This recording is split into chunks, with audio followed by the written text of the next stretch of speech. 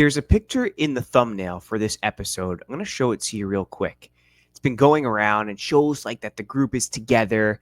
And I think some people are happy because they think that Gattuso brings that energy and that like do or die attitude, which is honestly one of the reasons, along with maybe some corruption and a little bit of fascism, why Italy won 1934 and the 1938 World Cup, back-to-back World Cups. The only time anybody has ever done that, any country.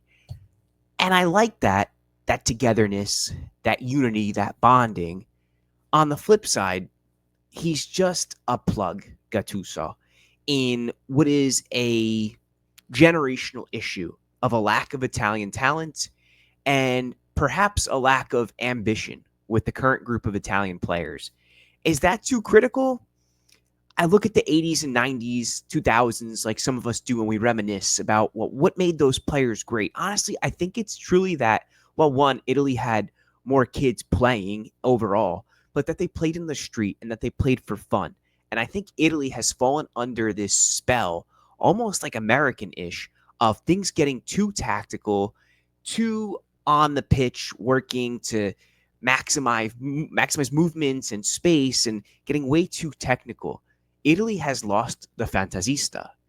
Is there the true defensive midfielder like there was with Gattuso too? I won't take that away. Italy needs that grinta, that passion to go out on the pitch. I just don't think that's their biggest problem. I think it's deep-rooted. It comes from grassroots. It comes from academies. It comes from giving young Italians like Camarda a chance, not to go out on loan to Lecce with other players who you've never played with, but to be fostered and developed. I think that's Italy's real issue here. And Gattuso is just a temporary, hopefully, fix to a long-term problem. But we're looking at this match against Estonia, and Italy has to get back into second place at least. They're third in the group. It's not good. They want to avoid playoffs, of course, at all costs. I'm looking at this possible lineup here from Sportmole, website I kind of like.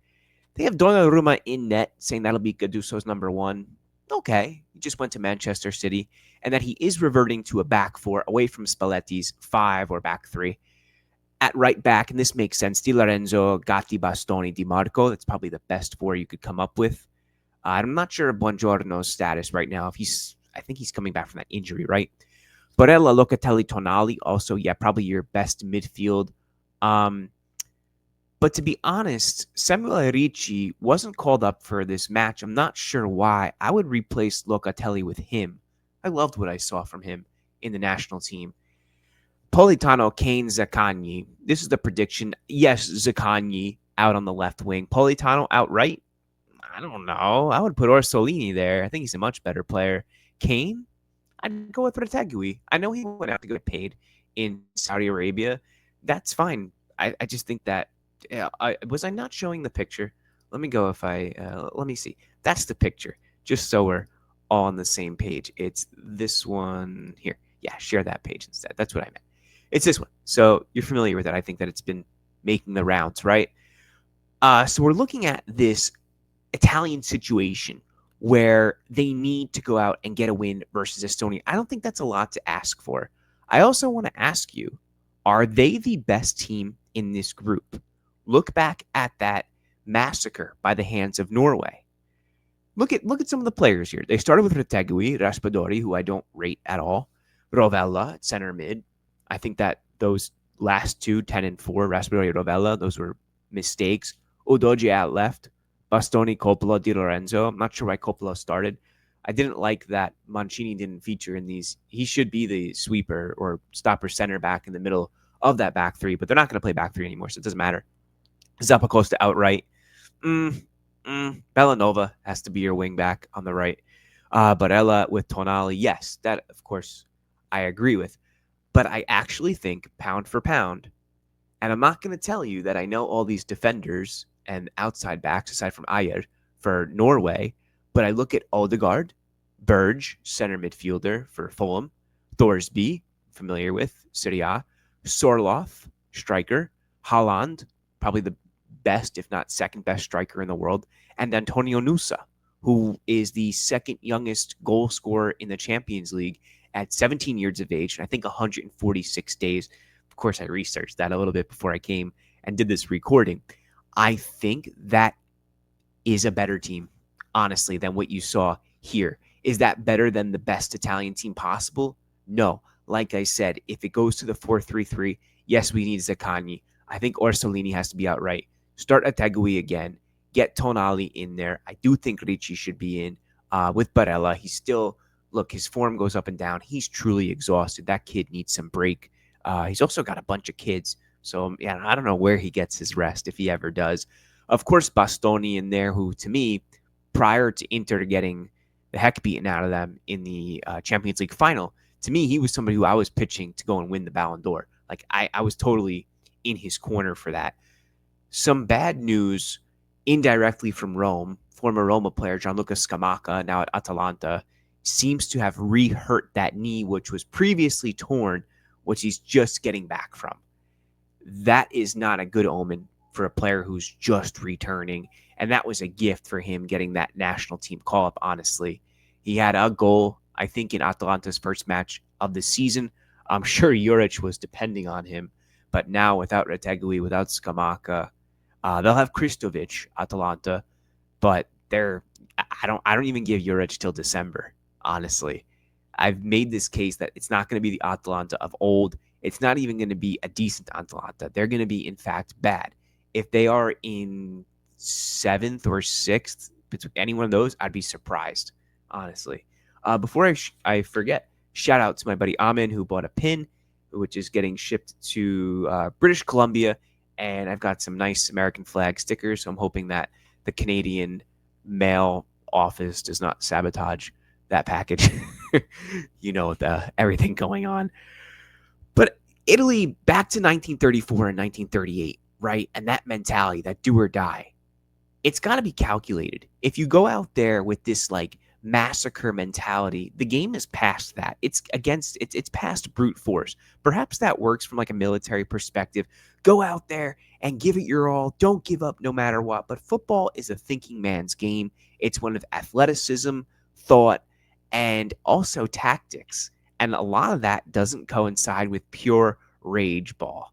The way, like, I always think of Skinhead Rooney, like that video circulates on YouTube quite a lot, or on Twitter every now and then. I miss Rooney, not just because we share the same name, but like that type of rage play is not it. And I hope that Gattuso is more than just what we stereotype him for. And I hope that he does have that tactical prowess. Do I think so? Well, I haven't been giving anything to say otherwise.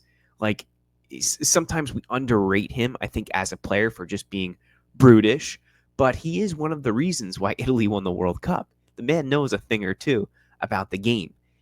Would Italy be better off with like a Mancini or a Spalletti? In this instance, in this very time frame, no. However, I think the move was better with somebody else. You're probably going to hate me for saying this. I think it was Jose Mourinho. I think he would have been the guy to get Italy back on his feet. A lot of Italy loves him because of his years at Inter, of course, his time at Roma. So we look back at that call-up by the FIGC for giving Gattuso this job, and they're in a pickle because now they're coming up against a do-or-die situation. They've got a couple games left, okay? I'm going to pull up the Azzurri Italian national team calendar.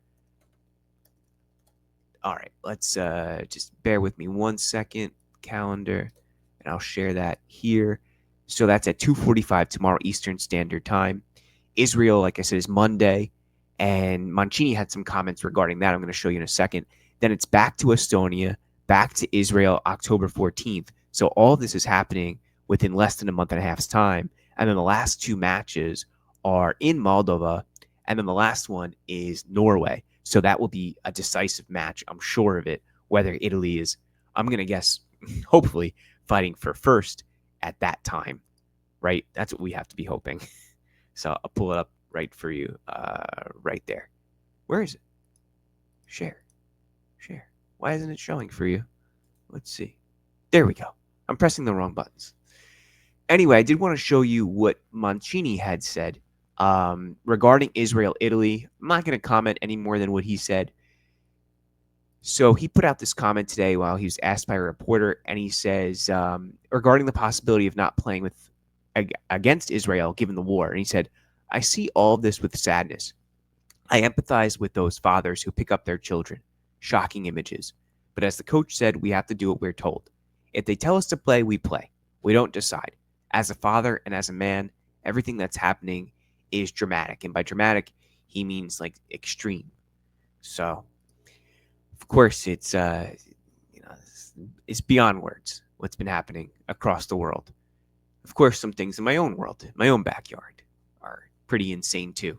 Crime in New York and things like that. But Italy, I think, will end up playing that match. I haven't heard of any sanctions against Israel. Of course, there's a lot of public and international um, upheaval, if that's the word, against Israel right now. But perhaps a conversation not for my channel.